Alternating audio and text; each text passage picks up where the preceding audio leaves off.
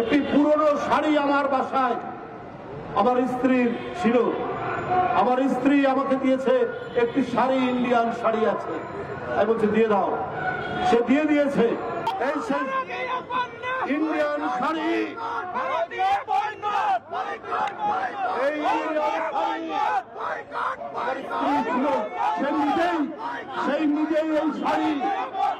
এই নিজেই এই শাড়ি দিয়েছে। এইটা আজকে আপনাদের সামনে ছুঁড়ে ফেললাম। আর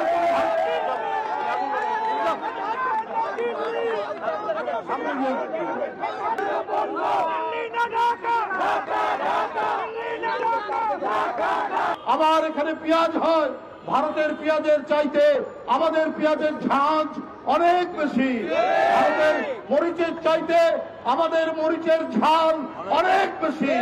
আমরা যদি আমাদের জায়গা না থাকে আমরা ছাদের উপর মরিচ লাগাবো, আমরা বাড়ির উঠোনের মধ্যে আমরা পেঁপে গাছ লাগাবো, আমরা পেঁয়াজ লাগাবো, তাও আমরা ওদের মুখাপেক্ষী হব না। আমরা ভারতীয় পণ্য বর্জন করবো। বন্ধুরা আমার, আপনারা দেখেছেন আগরতলায় বাংলাদেশের সহকারী মিশন প্রতিদিন সেখানে 250 থেকে 300 ভিসা তারা অনুমতি দেয়। বাংলাদেশ সরকার সিদ্ধান্ত নিয়েছে, সঠিক সিদ্ধান্ত, তারা ভিসা বন্ধ করেছে। সেখানে কিছু উগ্রবাদী মানুষ জোরপূর্বক বাংলাদেশের যে সহকারী হাই কমিশন তার প্রধান ফটক ভেঙে ভিতরে ঢুকে আমাদের কর্মচারীদেরকে আঘাত করেছে।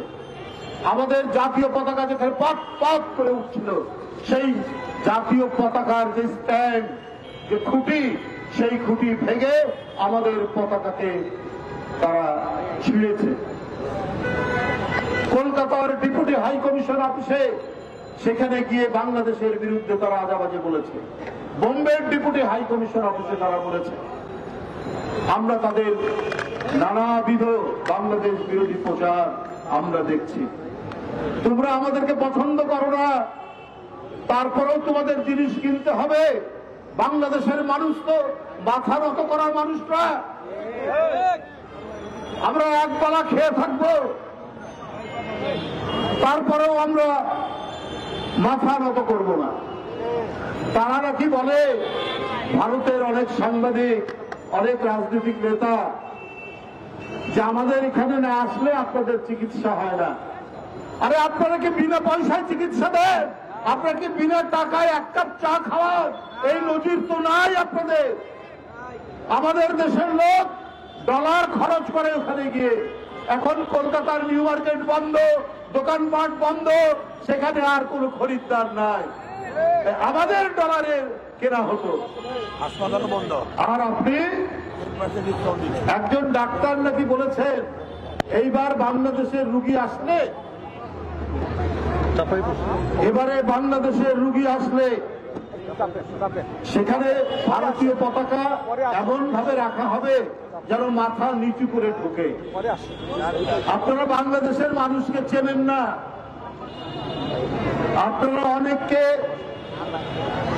জাতিকে সেখানে প্রধানত করে রেখেছেন যারা স্বাধীনতা চায়। এটা আপনাদের বিষয়ে আমরা বলতে চাই না, কিন্তু বাংলাদেশের মানুষকে চেনেন না।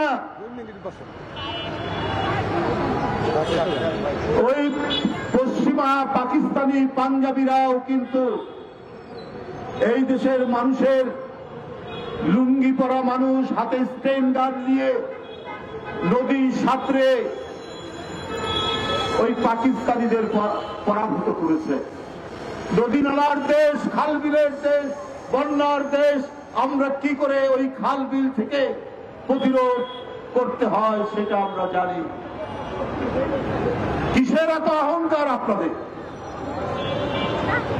কেন আপনারা প্রধানত করে রাখতে চান? বলেন আমরা পেঁয়াজ না দিলে ওরা খেতে পারবে না, আমাদের আদা না গেলে আমাদের খেতে পারবে না। আমরা আপনাদের আদার দরকার নাই, পেঁয়াজের দরকার নাই। আমাদের বান্দরবনে, আমাদের পার্বত্য চট্টগ্রামে প্রচুর আদা হয়, আমাদের নীলফামারীতে প্রচুর আদা হয়। আমরা আদার চাষ বাড়িয়ে দেব, আমরা রসুনের চাষ বাড়িয়ে দেব। আপনাদের উপর আমরা মুখোপেক্ষী অপেক্ষী থাকবো এটা ভাবার কারণ নাই যে আপনারা আমাদের একটু দেবেন আর যা বলবেন তাই শুনতে হবে। ওইটা দুই একজন হাসিনার মতো লোক থাকতে পারে, কিন্তু কোটি কোটি বাংলাদেশের মানুষ এইটা করবে না। তবে আমি আমার দেশের মানুষকে বলবো, ওরা যে বাংলাদেশের মর্যাদাকে লুণ্ঠিত করার চেষ্টা করেছে, ওরা যে বাংলাদেশের পতাকা পুড়িয়েছে, আমাদের মর্যাদা হানি করার চেষ্টা করেছে, আমরা ভারতের পতাকাকে লাঞ্ছিত করব না। আমরা আরেকটি স্বাধীন দেশের মর্যাদাকে আমরা ছোট করব না। আমরা প্রত্যেক জাতির যে স্বাধীনতা সার্বভৌমত্ব সেইটিকে আমরা সম্মান করব। আমরা ওদের মতো এরকম ছোট লোকটি করব না।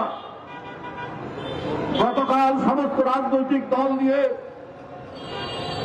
প্রধান উপদেষ্টা বসেছিলেন, বৈঠক করেছেন।